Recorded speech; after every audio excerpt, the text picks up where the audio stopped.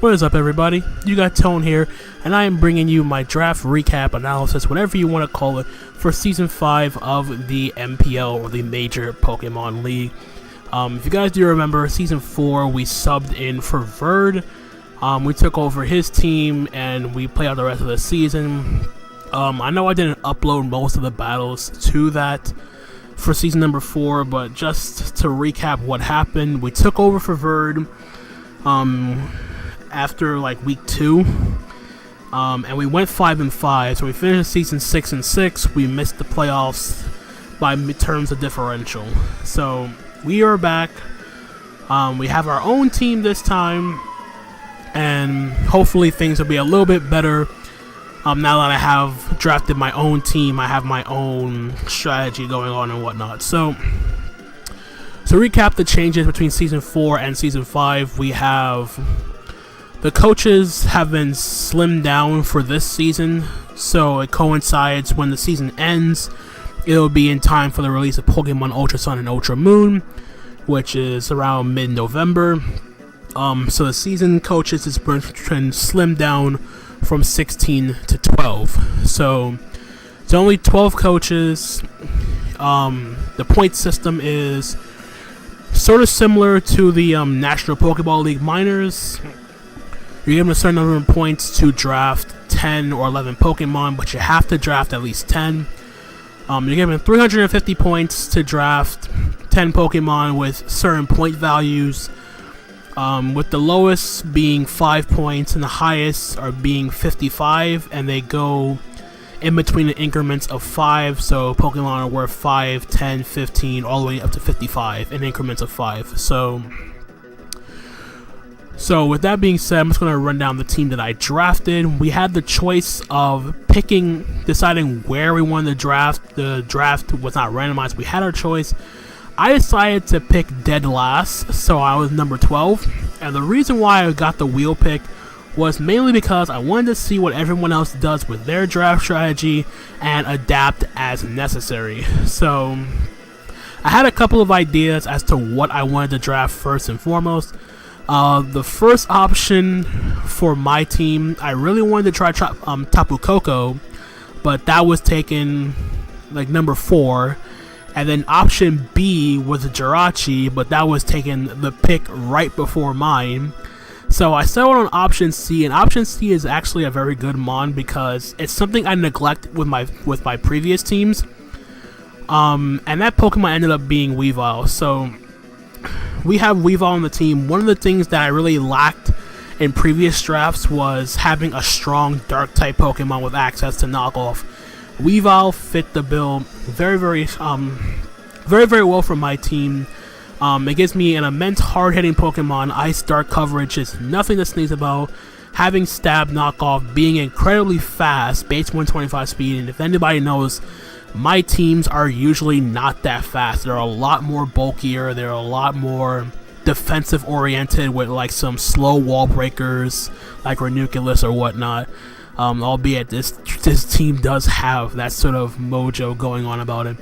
But I wanted to have something hard hitting, a fallback reliable option with knockoff, with priority, which I also sort of lacked in previous drafts. But the main thing about Weavile, having a high attack, having high speed, base 125 to outspeed those base 120s, having Ice Shard, very good coverage with means like low kick, poison jab, aerial ace, and all this sorts.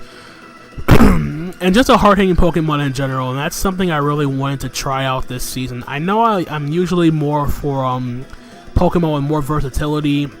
Weavile can run Choice Band, it can run Swords Dance. It's a Pursuit Trapper, so you get the idea of how Weavile functions. So that was my first round pick, and since I have the wheel pick, I pick right after Weavile, and I figured with my second round pick, I wanted a Pokemon with reliable Stealth Rock Setter and all that stuff. And as you see, Weavile's worth 50 points, so that really cost me there, but it was worth it. But to my round 2 pick, I wanted a Stealth Rocker. I wanted something with Stealth Rock, and can give me good defensive typing on top of that. And I draft, it may have been a stretch to get this Pokemon, but I got this Pokemon early because I knew for a fact it wasn't going to come back to me for my round 3 pick, and I didn't want to take that chance. So with my round 2 pick, I ended up taking Nidoqueen, and the reason why I took Nidoqueen may be a stretch, but having a grounded poison type to absorb those toxic spikes, it gets Stealth Rock, it's a toxic spiker itself. Sheer Force is a very, very solid ability. Albeit I do have sort of a ground weakness showing up a little bit, but it's not that big of a deal. Nidoqueen also takes the fighting attacks for Weavile. Weavile can potentially switch in on psychic type moves for Nidoqueen, so a little bit of synergy there, but mainly Nidoqueen is here as a Stealth Rocker, a toxic spiker, can be run offensively, and I just love Nidoqueen in general in Draft League format. It's been a while since I last had Nidoqueen. I just wanted to get that reliable Mon early in the draft, and I figured that Nidoqueen fit the bill at this point. Now, going into round number 3, I was debating a lot of Pokemon for my round 3 pick. And there was 2 Pokemon in general that I really, really wanted, and I knew that Rogue was going to take one of them. And I was like, okay, when Rogue takes one, I'm taking the other, no matter what the choice was. So the 2 options that came down to was Latios and Salamence. I really wanted one or the other, and it basically came down to the fact that I know Rogue's taking one of these 2 Mons. So, like I said, he takes one, I take the other. He took Salamence, I took Latios, and as you see, there's a Z Crystal next to Latios, which I forgot to mention. Each team is given the option of having 2 Zmon users on their team. One is a Super Zmon, and the other is just offensive moves only. This Latios is my Super Zmon user with access to stuff like Z Safeguard for a +1 boost, Z Memento mainly for my sweepers and whatnot. But picking up Latios here, having pretty much arguably the best offensive defogger in Draft League format, can do a bunch of other things: Choice Scarf, Choice Specs, Calm Mind, not limited to just being a defogger. It's a very hard hitter. Having that great Dragon Psychic typing is also very nice for my team.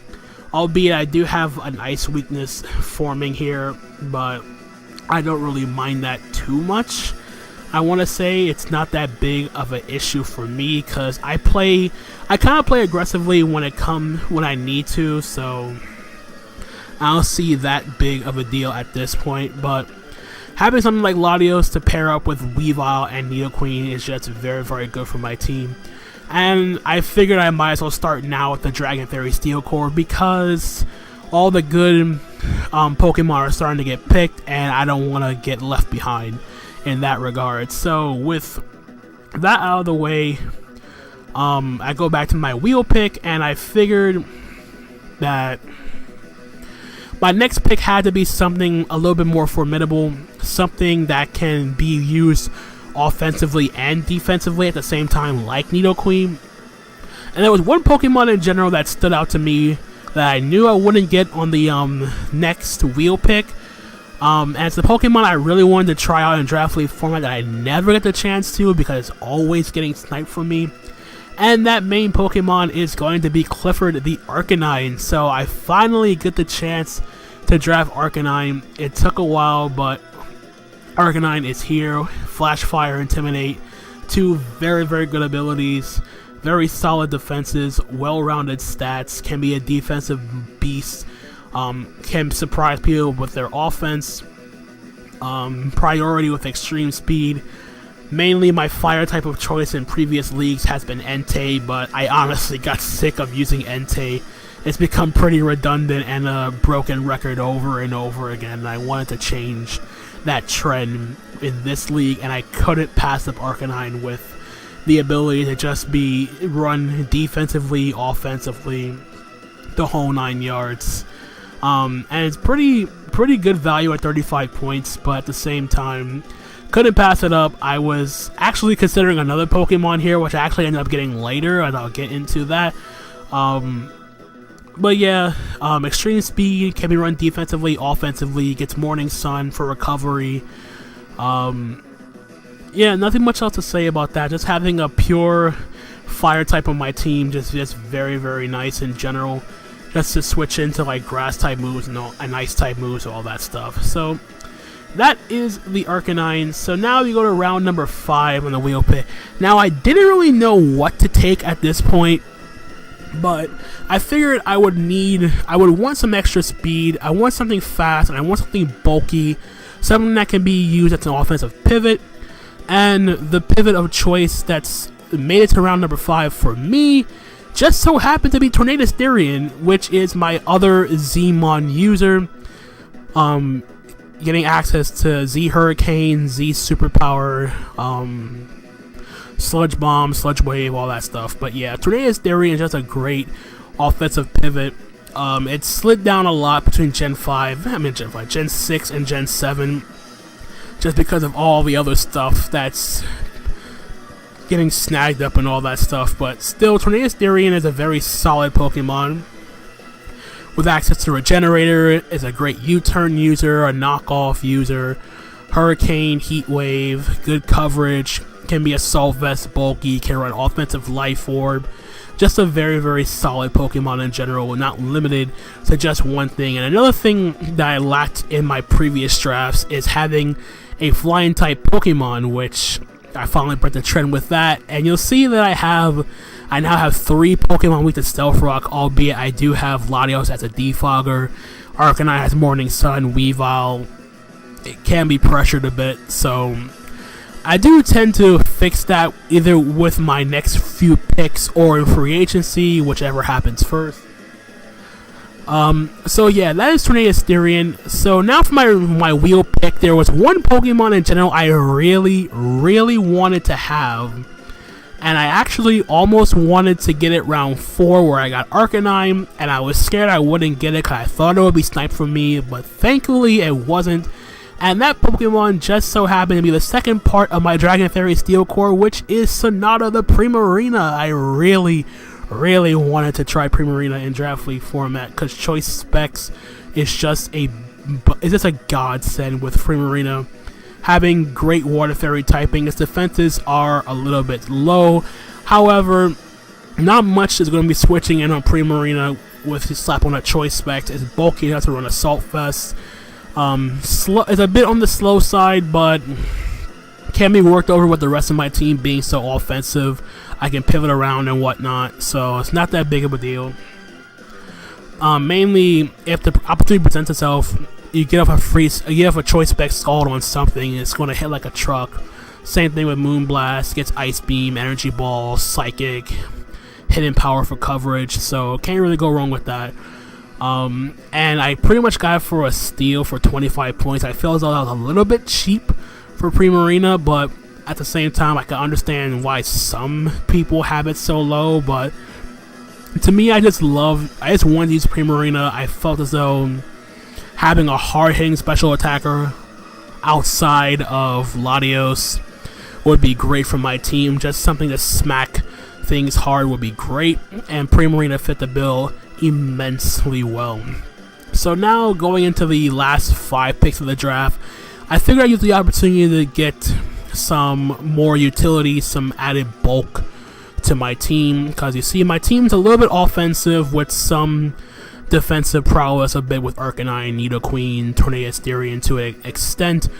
So starting out with my round 7 pick, I went a little bit further down in the draft, in the tiering. We picked up Rotom, just to have that ability to have Volt Switch, a decent spin blocker with that Ghost typing. It's also a typing I neglected to draft in previous leagues where I never really got a good spin blocker or a Ghost type in general. It also gives me a Volt Turn combination with Tornadus Therian, can run Will-O-Wisp, can be a Thunder Wave user, can capitalize on my Nidoqueen's Toxic Spikes with Stab Hex. So, and it has pretty decent speed with base 91. decent special attack, but mainly it's going to be here for like either a choice scarf variant. It can run defensive sets pretty decently, so I haven't used Rotom in Draft League format, but I feel as though the potential is there, at least on this particular team, just to find some ways to get momentum with a Volt Switch, or cripple things with Thunder Wave or Will-O-Wisp or whatnot. So don't really see as though how Rotom can contribute on this team.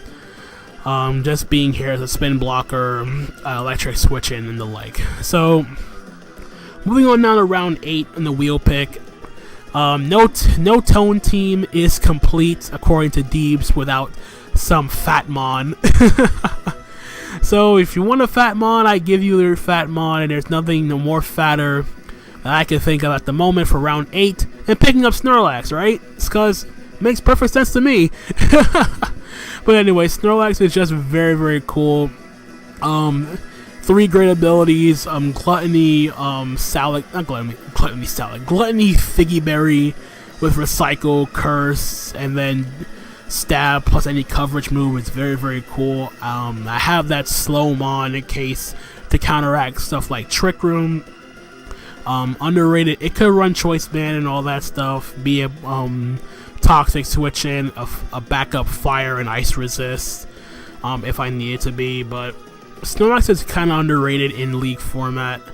I've seen Merc puts in some work against me with Snorlax because I had no Ghost type, and I didn't want to get worked over by Snorlax again, so I figured I'd take it just for the sake of having a bulky win con, which I didn't really have on the team so far. So here I'm hoping that Snorlax can put in that same work for Merc as it did for me. So as you see, my points are starting to rack up here. I have 65 points left for 3 more Mons. I was going to initially only draft 10 Pokemon, but the way my draft ended up, it ended up working out to be 11. So with the last 3 picks, the first thing I wanted to do at least was to get a status absorber on my team, which I didn't really have. Albeit Snorlax can do Rest Talk, but I didn't want to rely on that solely. So I wanted to grab a Pokemon that could take advantage of status like Toxic Spikes, Will-O-Wisp, and whatnot. So for the first part, we grabbed Machamp Goro here, round 9, with the ability of having Guts, No Guard, Dynamic Punch. Of course, Machamp is one of those fighting type Pokemon you don't really expect in League format because it's not favored as much as in terms of other fighting types like Conkeldurr and Heracross. Mainly Heracross because it's faster, has dual typing and whatnot. But Machamp does get priority, which Heracross does not. And the Flame Orb nerf did help out Machamp, like many other Guts Pokemon, mainly fighting types in general, immensely. Get the burn and then just fire off Guts boosted close combats, facades, knockoff. Priority with Bullet Punch. Can also be like an Assault Vest user or No Guard with Dynamic Punch or all that stuff. So mainly Machamp's job is just going to come in and be like a status absorber for the rest of my team in case I can't take like Thunder Waves and whatnot, and Machamp is there to take them and punish my opponent for doing so. So for the last two picks, one of the picks ended up being, I don't want to say a mistake, but the way the points worked out, the initial pick I had was Lurantis because I wanted another defogger. I only had Latios as a hazard remover, but the way I wanted the draft to work out, the points didn't add up for me. So I had to take back Lurantis.